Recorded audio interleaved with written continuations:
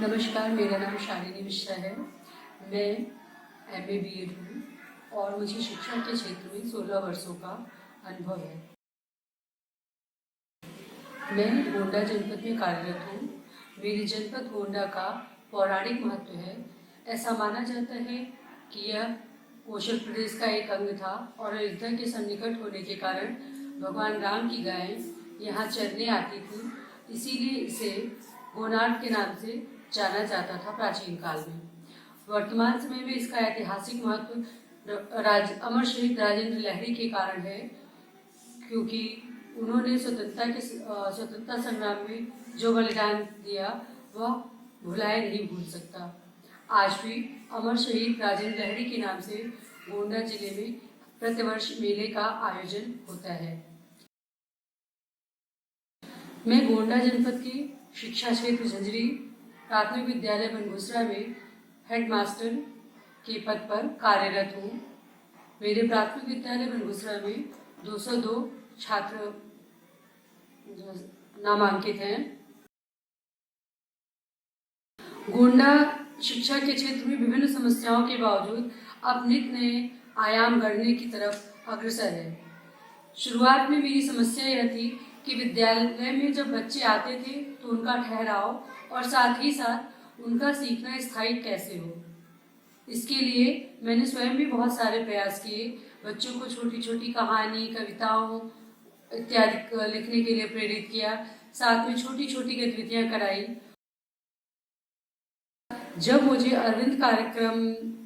Arvind society के झील कार्यक्रम का प्रशिक्षण प्राप्त हुआ तो मुझे विभिन्न सारी रोचक गतिविधियों के बारे में भी जानकारी हुई और ये पता लगा कि यदि थोड़ा और प्रयास किया जाए तो जीरो बजट के अनुसार भी विद्यालय में बहुत कुछ परिवर्तन किया जा सकता है और इन्हीं गतिविधियों को नवाचार के माध्यम से और अच्छा करके बच्चों के बीच प्रस्तुत किया जा सकता है और उनका सीखना स्थायी हो सकता है।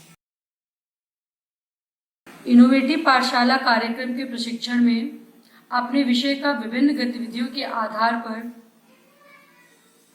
सीखना और सिखाना और रोचक गतिविधियों के से कैसे प्रस्तुतिकरण हो, यह मैं इस कार्यशाला में जान पाई। और फिर अपने अनुभव के आधार पे मैंने यह भी जाना कि बच्चों का सीखना स्थायित्व अगर जो बनाना है, बच्चों के सीखने में स्थायित्व लाना है, तो हमें न सिर्फ बच्चों को उनके अनुभव बल्कि आसपास के परिवेश के आधार पे ही शिक्षा कार्य करना पड़ेगा और उन्हें ऐसे सिखाना पड़ेगा कि हम उन्हें खुद मिल जाएं, जिससे बच्चों के लिए वो सीखने की चीज़ें स्थायी हो जाएं। इस प्रशिक्षण से भी मुझे बहुत अधिक लाभ प्राप्त हुआ। जैसे बच्चों को मैंने विभिन्न कहानी और कविताओं को लिखने के लिए प्रेरित किया, तो बच्चों ने अपनी कल्पनाओं को कागज पे उतारा। कई बच्चों ने कला के माध्यम से उनमें रंग भरा और वो काफ़ी कुछ अच्छा लगा।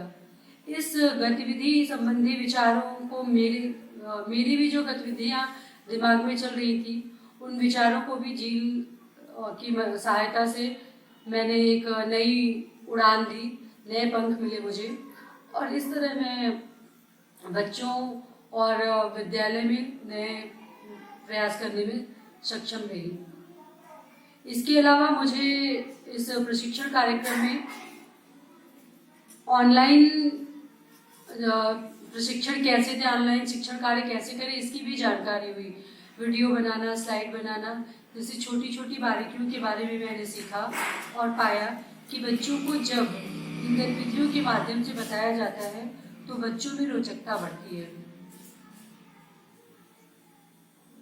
इस प्रशिक्षण कार्यक्रम में प्रशिक्षक श्री विवेक जी ने मुझे काफ़ी सहायता की।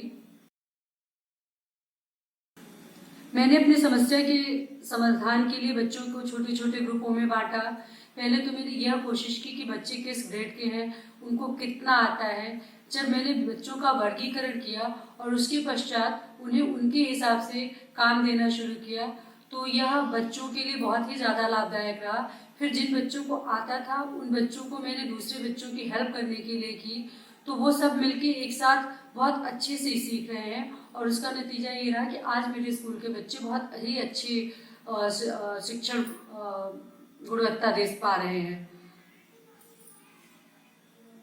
विभिन्न गतिविधियों का मैंने इसके लिए इस्तेमाल किया, कविताओं, स्लाइड्स, छोटी छोटी वीडियोस और नए और प्राचीन माध्यमों को मिलाते हुए मैंने एक ऐसी कोशिश की जिससे कि बच्चे की पढ़ाई और सीखना स्थायी हो सके।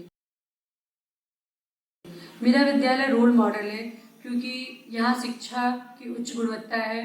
बच्चे पूरे neat and clean well dressed होकर आते हैं और वे पूरे टाइम पढ़ने में अपना मन लगाते हैं। बच्चे यहाँ से न सिर्फ शिक्षा ग्रहण करते हैं बल्कि सामाजिक और नैतिक मूल्यों को भी सीख रहे हैं, जो मेरे ख्याल में उनके भविष्य के लिए बहुत ही अच्छा है। यह मंच प्रदान करने के लिए मैं अरविंद सोसाइटी और HDFC का धन्यवाद करती हूँ।